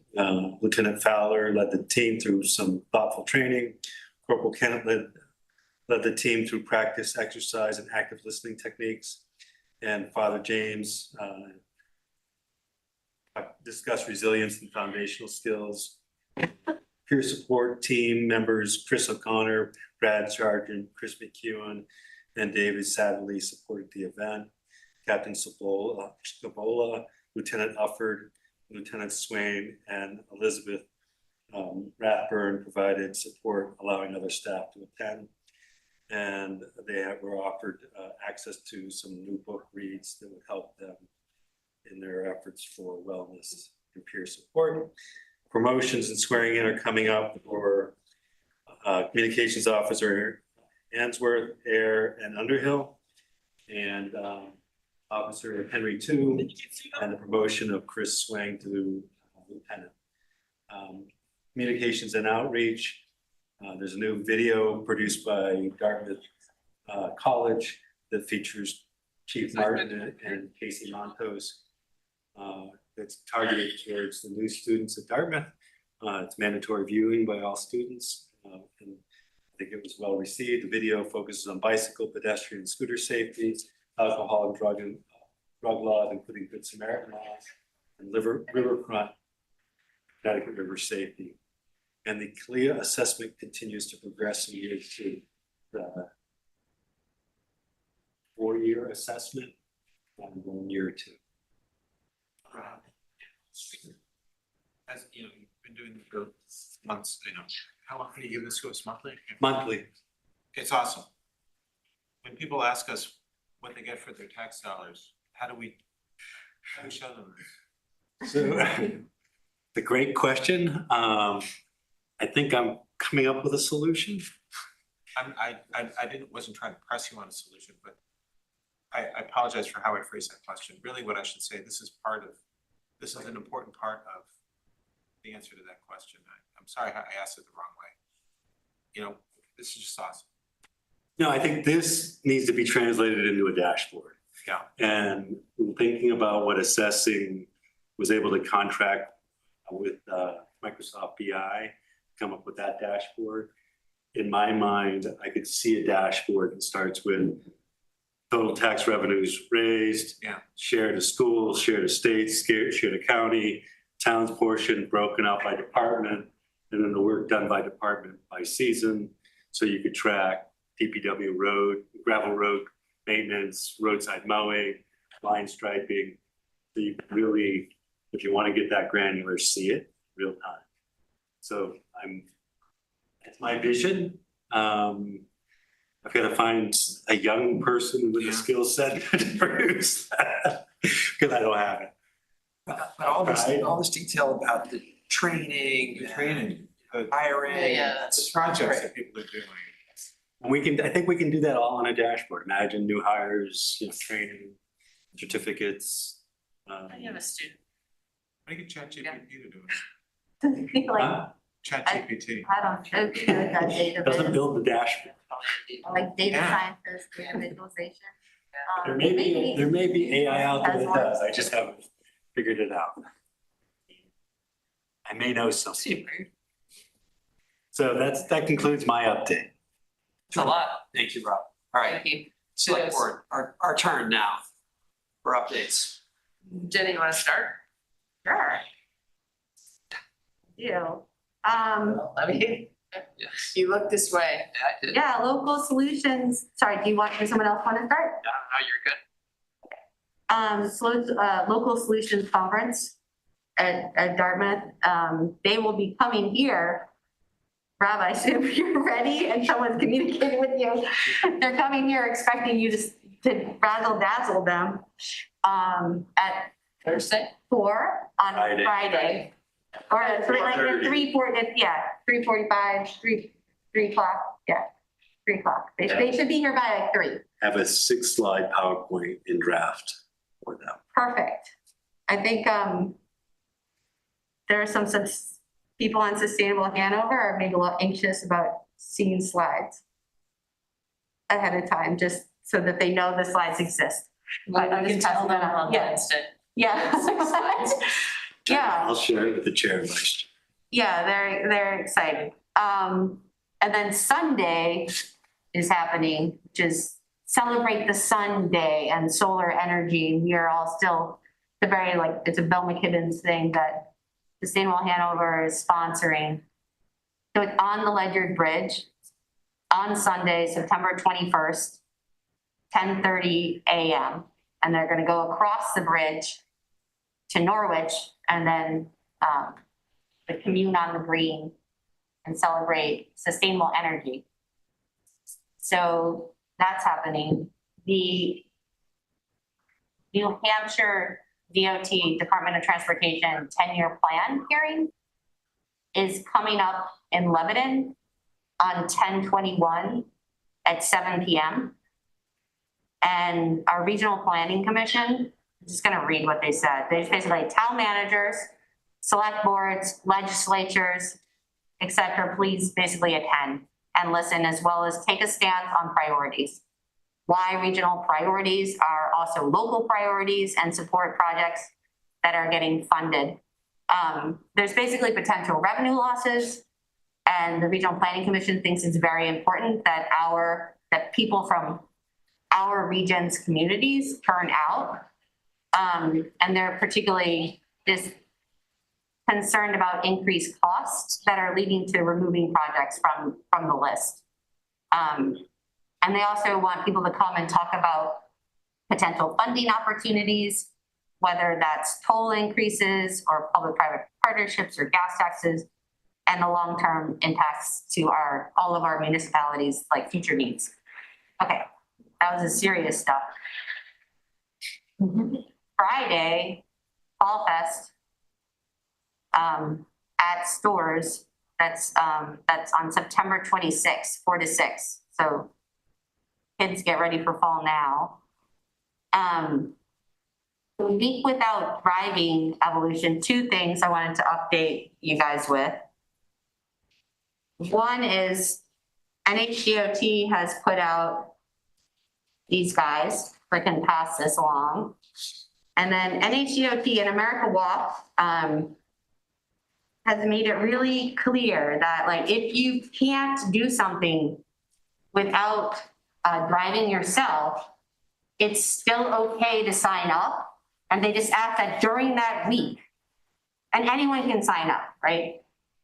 But during that week, just be conscious of what you can't do if you could not drive yourself. Sure. So that's the idea, like aim to try to do it without driving yourself, but if you can't, that's okay. And really, because the whole point is just to collectively really consider what types of opportunities you would have or what challenges you face if you could not drive yourself. Okay, so that's that. The other thing that's happening is the Regional Planning Commission is hosting a week without driving bike ride on Saturday, October 4th, 10 a.m. meeting at the Kilton Library. And then they'll be heading to the Boston lot. And that is sort of the same corridor as segment 1 of that WAG trail. So I guess they will see that it's not ideal right now.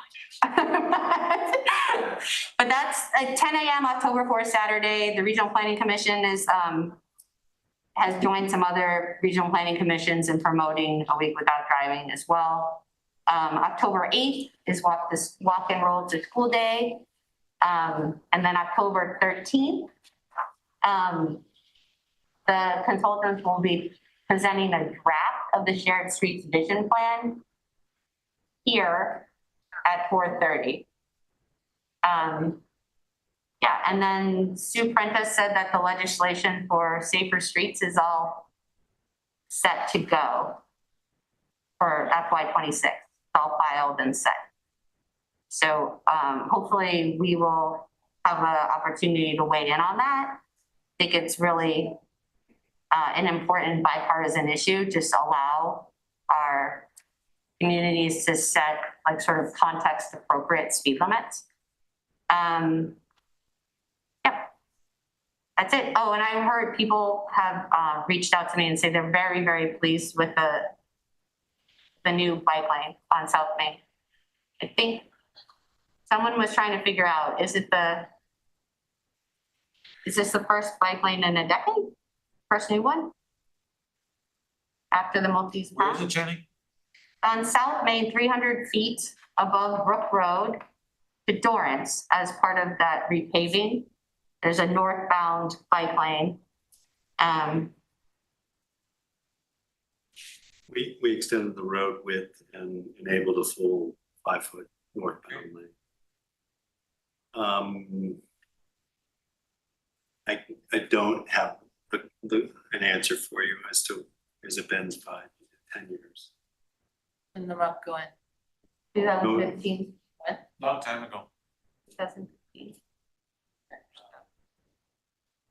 Anyway, people are happy, and I didn't yet see, there's a very small high schooler who goes up it. I haven't seen her since the lane was painted, but I'm excited to see if she looks more relaxed. I'm very pleased to shift the center line at the intersection of Lebanon and South Park, so that there is a bike lane southbound there that connects. I haven't ridden that one yet. Where? In front of the co-op. Just past the high school heading south. Yes, I have ridden that. Yes, that I have ridden one. I have not actually heard from DePonker yet, but that was the one that he was super, DePonker child, very interested in.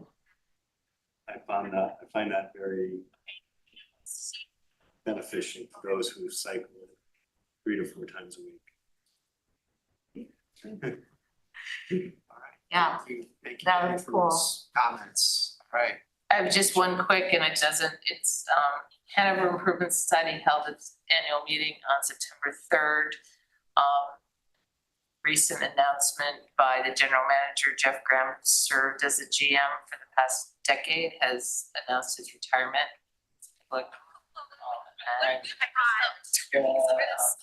Board has put together a search committee to find a replacement and has a final draft of a position description looking for a new executive director to help the society navigate its future. So that we posted, and it's an awesome job. So I'm just taking advantage of the viewing public to let everyone know that it's out there. It will be out there. It will be posted soon. There's a lot of AD positions, actually. Hanover Conservancy, Kearsarge Food Hubs, Upper Valley. Business Alliance is hired. Yep. Advanced Transit. Advanced Transit So in the process. there's a lot of leadership changes in the nonprofit world right now. So A lot of important jobs. really important jobs. Thank you. I attended the trustees of the trust funds meeting on September 10th.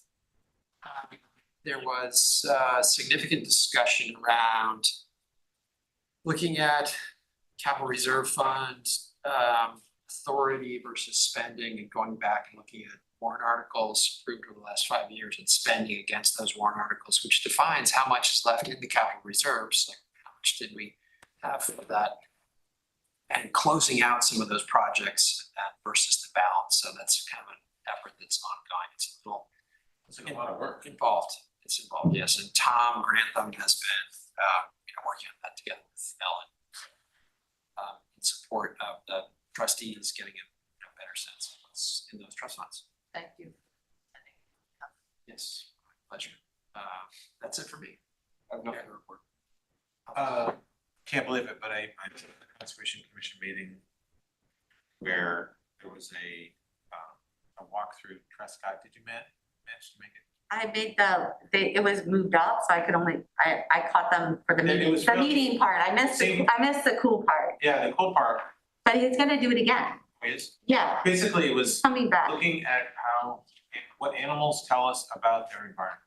How I understand. Yeah, the walk through the woods, listening, looking, they were all And super nobody- excited. And I suggested doing it on a mountain bike, but nobody took that one up.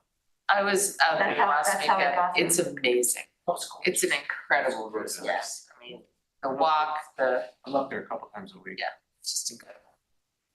To think it was all fenced off. Oh, we could also put in condos for the directors. Apples. Actually, no, that was not my idea. It was a former Yeah. college senior vice president. Yes, an executive vice president, as I recall. That was, I take credit. He's former, though, Or I said former? you did. Thank you, Alice. All right. Good. Anything else? Yes. No. Okay, then Rob, do you have anything else? I have nothing else. Motion to adjourn. I'll do it, I move, we All adjourn. right. All 9 those in o'clock. favor?